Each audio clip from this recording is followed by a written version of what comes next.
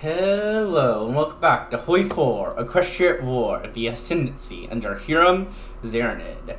And now that we have her as an advisor, helping with our chances of different things, well, let's actually go to the place that she has found to be the best spot. The exact location. From Portland. The guidance speaks in many different ways, sometimes through premonition, while other times it speaks through people around me.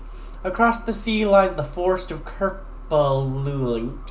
The people spoke of tales of legends of a hydra living in the woods of Carpasolut, and that its fabled tear is rumored to have intriguing and exotic properties, perfect for the teacher's project.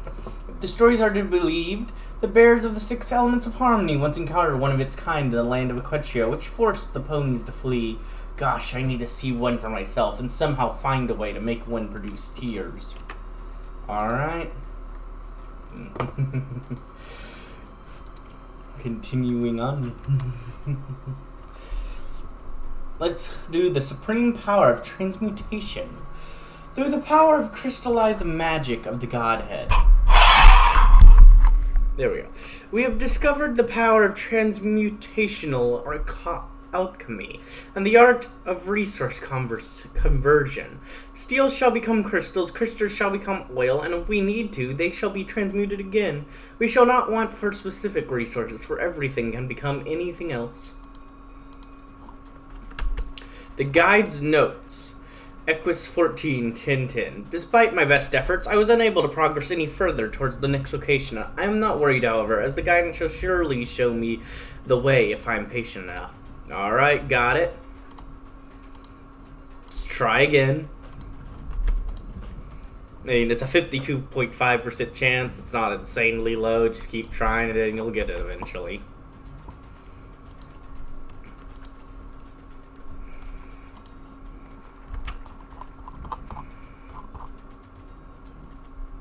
The supreme power of transmutation. Transmutation, the single most powerful and intense weapon in Zebra's alchemical arsenal. Known by all and mastered by few, this ancient art is said to hide the answers to all manner of questions and philosophical queries. However, whether the key to enlightenment lies in transmutation or not is irrelevant. The only thing that matters is that the Ascendancy is the first nation in history to master the art on an industrial level. Through the power of transmutation, we will be able to convert any type of resource in any core state we own and control to another resource in accordance to a set of transmutation formulas. Additionally, once certain landmarks are reached, you will be able to transmute the resources in any non-core state we own, as long as the compliance in said state is above 40%. We can do all these things. We can transmute our resources as many times as we wish. However, there's a 30-day cooldown. So what I want is I need 1 tungsten. That's all I want to transmutate for. So what can I do to give me tungsten? Okay, let's see. No. Yes. So crystals, chromium, steel. Okay, let's do some steel.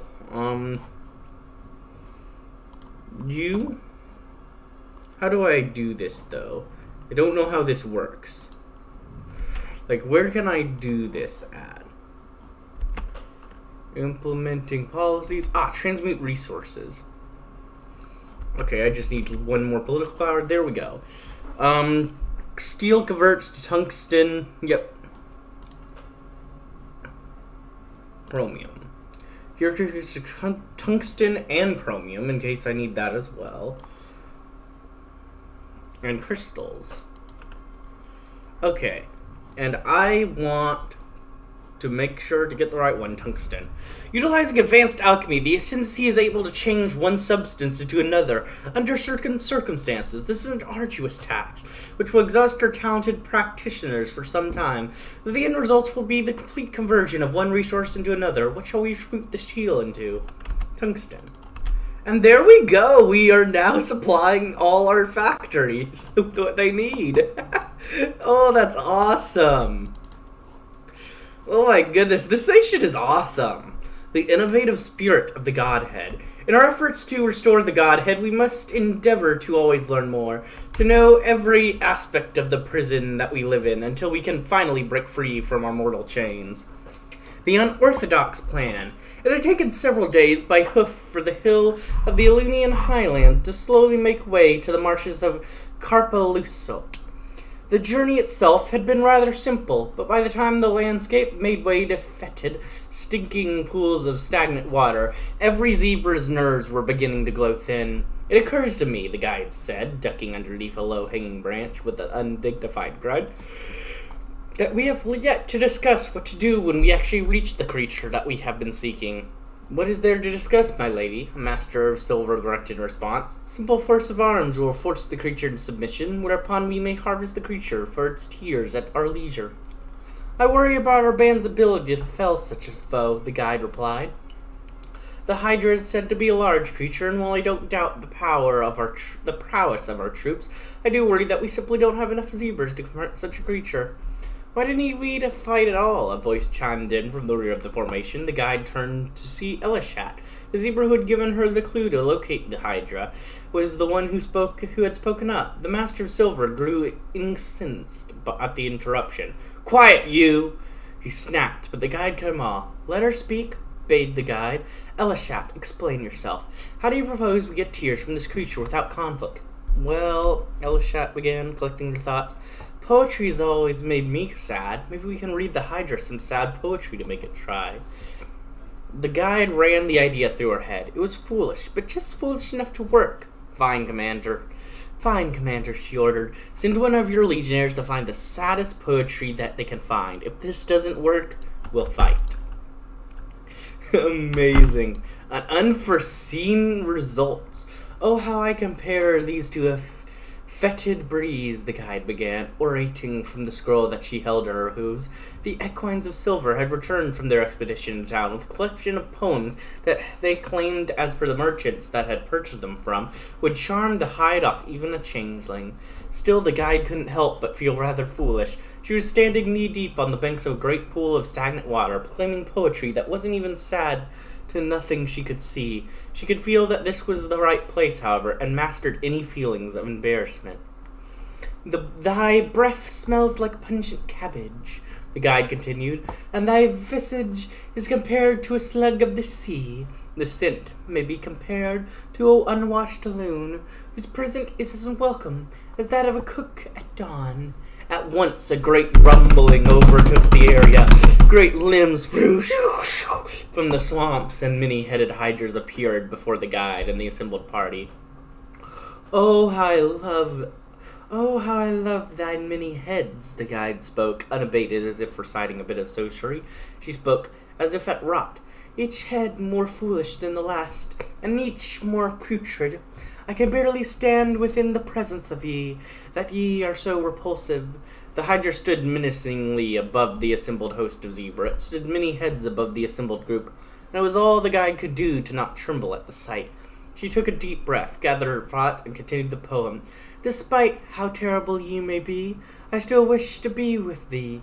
I wish to elude within the weathered brows, and to live within thy measured gaze. For thou mayst sink and scare with abandon, thine will always be mine. The clearing was quiet. The guide stood still, sweating with an effort, as the Hydra seemed to almost consider the word. It let out a laugh. I don't know why I became Santa when I laughed. A great guffaw. And at once the swamp was alight with the great heaving laughter of the Hydra that stood before them. The guide strode forward, sensing what was about to happen, and held up flask as a singular tear fell from the Hydra's eye. If it's stupid, and it works, it still works. Obtains ingredient, tear of a Hydra, to be used in the Alchemist Super Projects. Oh yeah, let's see this. We got it, tear of the Hydra. I don't know what I can do with this. I don't have the ingredients to either. Gather info. Dystriasum. Directly one of the most important hives within Queen Crystal's empire. Dystrium is to rest and gather information to find more ingredients for the project. Fortunately, the teacher has pledged to grant our expedition safe passage into the lands and told us to meet one general, Lacid Cardo, a member of the Queen's Guard. The teacher warned me to stay vigilant, however, and to keep an eye on the expedition party, making sure they're alright. And we'll launch that. I mean, I'm paying attention to the focus tree and all that, but honestly, the focus tree and, like, potential wars and all that have nowhere close to the interest I have in what's going on in this journal. This is way more interesting than anything else.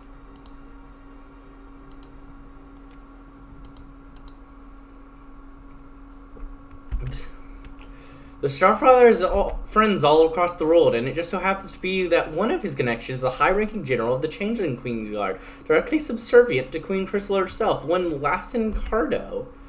I just don't trust a changeling, but I can trust the teacher's words. As the teacher has instructed, he will come to my aid as in my journey across the heart of the changeling domain, which may prove to be quite a boon to us.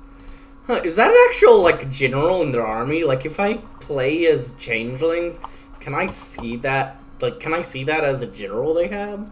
I will need to check that next time I play as them, because I'm way too curious. Welcome to the Queendom. The changeling hive city of Jetrisum sank. It was the first thing that the guide noticed as she stepped off the ship onto the bustling docks of the port city. The brine in the air from the ocean mingled poorly with the smog emancipating from within the depths of the hide. Trying not to gag, she quickly unscrewed a portion of her belt, the scent of the poultice blocking out the rest. The guide turned to Elishat, herself walking down the docks, but the fellow Seabra paid no heed, instead scanning the city for any signs of threat. I do not like this place, my lady guide, she said. Are we sure these changelings can be trusted? General Cardo is a respectful associate of the teacher, the guide admonished. The changelings themselves are equine. Equine or not, there's something wrong with this place, something that I can't quite put my hoof on, Elishat responded. I don't trust it at all.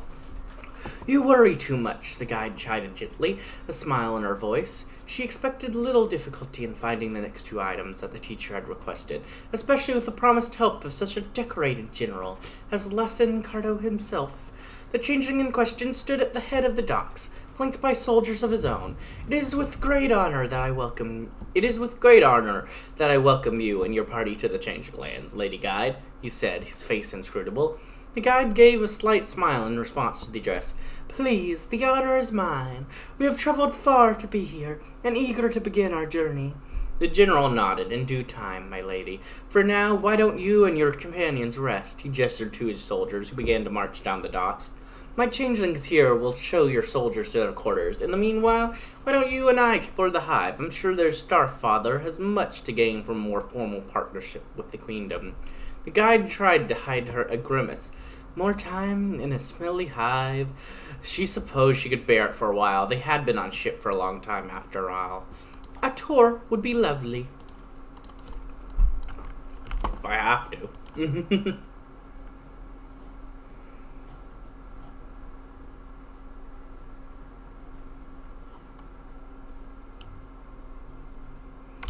Let's see. So this will upgrade it more. We need everything upgraded to extreme levels.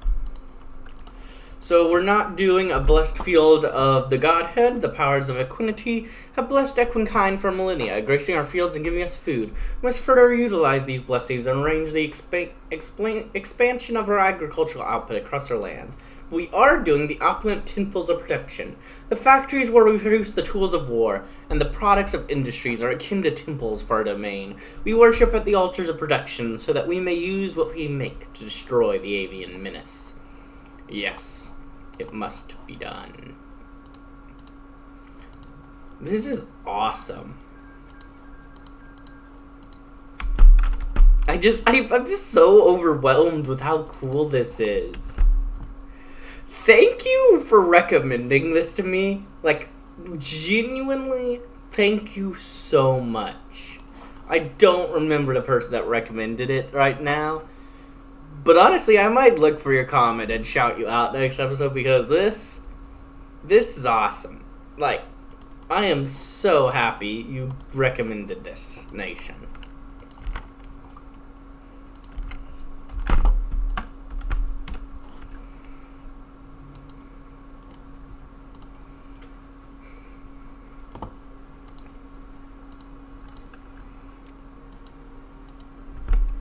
Oh, that was that. Whoop. No, I didn't read it. Darn it.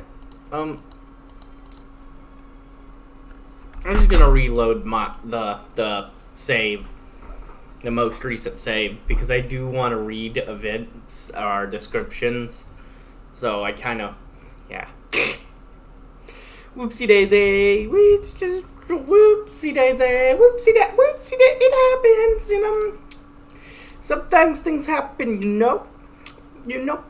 Boros, did I do good? Emperor go over the fifth, his final words, or whatever V means. Probably means 38th. I have no idea. I mean, I know it's within like 1 through 6, but actually I know it's like 4, 5, or 6. One of them's IV, one of them's V, one of them's VI, but you know, whatever.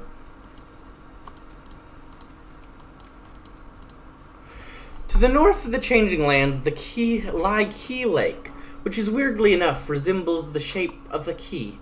Our stop at Dirshurim has revealed that its waters hold particular property, enough to attract significant attention from Changeling scholars, with the founding of Sorith University of Magic in the city of Sorith, southwest of the lake. Sure enough, the guidance is pulling me further to the north, exactly where this lake lies. I may need a sample of its water for the project. Our newly found friend Cardo would take us there without a hitch. I mean, looks like it should go without a hitch. It's like 92% chance of me succeeding. Like, come on. Oh, my guide. Do well.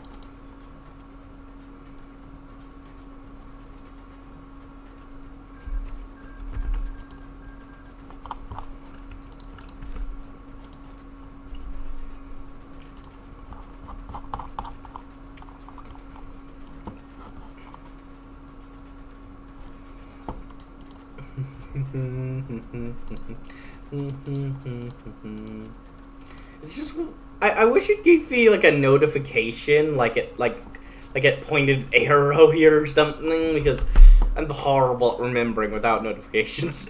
Troubled waters. Is something troubling you, Elishat? The guide asked, her voice low as to not be overheard. The zebra had been uncarelessly.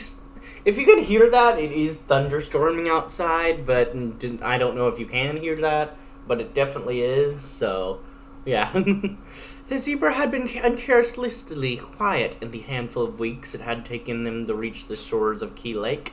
At first, the guide had felt almost insulted at getting the cold shoulder and wanted to wait for a companion to make the first move. Now, however, the guide simply wanted her Elishat back. This is really sweet. Why are we getting such a nice, wholesome friendship with all this going on? Like, great.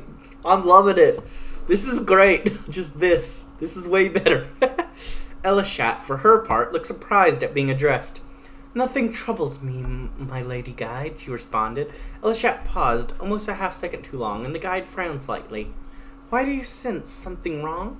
No, the guide stammered, trying to find the words. Is this about the changelings? I know you didn't trust them. Are you stuck with me for allying with them? Elishat blinked. No, my lady, she responded. I could never be angry with you, and you are right to trust the changelings. They've been nothing but helpful so far. The guide sighed. General Cardo and his entourage had been rather useful, she could admit. But she found herself starting to agree with Elishat's original mistrust. Something seemed incredibly wrong. She couldn't put her hoof on it. Elishat coughed. Will that be all, my lady? What? The guide asked, startled out of her recollection. Yes, that will be all. Elishat nodded, falling silently behind in the rear column. General Cardo called out from ahead. My lady guide, he shouted, his voice carrying across the small lakes. We have arrived! Nodding, the guide trotted forward and unhooking a flask from her belt and silently scooping some water out of the lake. At first she was almost done. 2 down, 1 to go. Obtained ingredient, irradiated water of Key Lake, to be used in ingredient super projects. Search White Hooves. Changelings was buried in the north thousands of years ago. According to a legend, she was buried in an unmarked site in order to preserve her body from possible foreign invaders or looters. On the map, the first... Okay, I'm scrolled down first. Okay, I need to remember to scroll up because I was like, why changelings? I can feel it. The guidance pulls me further. Its influence are stronger than I've ever felt before. The first queen of the changelings was buried in the north thousands of years ago, according to legend. She was buried in an unmarked site in order to preserve her body from the possible foreign invaders or looters. On the map lies White Hooves. Its cold and unforgiving landscape makes it an area difficult to live in. Perfect for the burial site of a great ruler. Yes, the guidance is taking me there. It shall lead me to her buried body. Okay, then. Sounds a little weird. It's a little creepy, but, that's fine. We are a little weird and a little creepy. And by that, I mean this nation in general.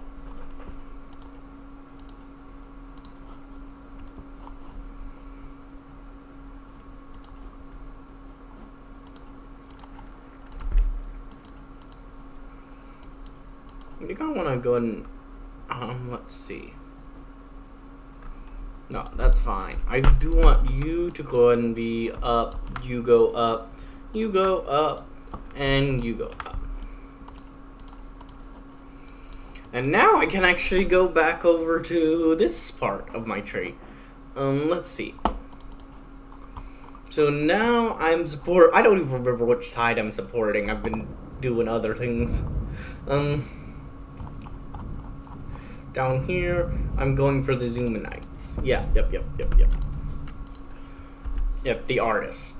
Great creative minds have made breakthroughs in many philosophical and societal issues that equity has faced in the past. Further encouragement of these gifted individuals would be beneficial to the furtherment of our goals to reform the lost strength of equity. Trust. The final leg of the expedition had been unbearably silent. They had been marching for days now. The guide could feel herself being pulled forward, the guidance unusually strong. She marched without end, and the column trudged on faithfully behind. As they marched, the terrain grew harsher, and the road was covered in a blanket of snow. They marched, and eventually they stopped.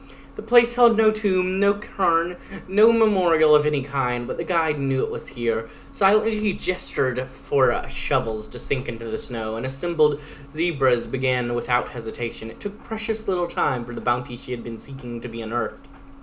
General Cardo stalked forward, his mouth going slack at the sight of what lay before him. "Is that the husk of the first queen?" The guide confirmed. General Cardo fell to his knees in shock. The rest of the changelings buzzes with an almost religious fervor. The guide strode forward and drew her knife from her back, and the general shook himself out of his stupor. What are you doing?" he demanded, shooting back his hooves. The guide stopped, knife in hoof. "I require a sample of the first queen. I will be quick." General Cardo stared silently. "I cannot let you do that," he said, and made a gesture in the air. At once, the host of zebras shifted back into changelings. I see. Oh, I am not out of this event yet. Understood. Green blood on white snow. She was completely surrounded. The guide stood, assessing as her mind raced. They were all changing. Not a single zebra remained among them. She felt a pang. How long? How long? She choked. How long? She choked out, her voice full of emotion. Since Jerusalem, the general confirmed. He scoffed. "Did you really think we would let you wander through hinterlands on your own? This sort of trouble is exactly why this was necessary." Cardo shook his head in disgust. "You've seen too much. You cannot be allowed to live." He nodded the host of changelings before him. "Take her. With a cry of anguish, the guide threw her knife, impacting the forehead of the nearest changeling. She grabbed 2 potions from her belt and threw them before diving into the nearest snowbank. The first exploded, transmuting the flesh of the changeling unfortunate enough to be caught in it, the blast into a crystal. The second fell into another crowd of changelings, something imploding them in a torrent of alchemical fire. Ignoring the screams, I'm dying, around her, the guide charged forward, retrieving her knife and throwing a smokescreen potion into the snow. She grabbed another potion and threw it, finding no satisfaction in the screams of melting changelings' face. She screamed. No. She screamed as she raced through the fog, stopping in front of Elshot's face. She hesitated for a mere moment. The face in front of her twisted into a snarl. The guide plunged the knife, the tears in her eyes matching those of the changeling in front of her. She screamed as she grabbed potions at random and flung them into the mist. She screamed as she stabbed the changelings who dared to wear Elshot's face. She screamed until she had screamed no more, and there was silence. Now the guide stood, dead or dying, changelings surrounding her. Footprints lay in snow, leading away. Cardo's most likely. The snake had gotten away in the chaos. The guild found it hard to care. She looked at her knife, covered in green, and looked to the husk. She made the return trip alone. The guide has completed her journey in the expedition line. She is now free to embark on another expedition. Obtains ingredients Chitin, the first queen, to be used in alchemical super projects. And now we move on to the Dragon's Lair. Search Dragon's Lair. Out of every sign that my cognition powers gave me, this one was the most certain I've ever felt. At some point, we are going to need a dragon's heart for the teacher's super project. I could not say that hunting dragons is one of my many different specialties that I picked up in the years I've acted as a guide, meaning that this expedition will predictably not be a walk in the park. This is going to be tough, and I hope a break of luck is all I need to get that heart. I shall take my crew and we'll hunt dragons. We only got a 42.5% shot, but let's go for it. Spineless traitor, lesson Tardo. Okay. Oh boy. I mean, fair enough. That is what he is. But I think this is a good time to go ahead and end this episode. If you enjoyed, like, comment, subscribe, and hit the bell button. I know I've enjoyed. Well, as always, peace.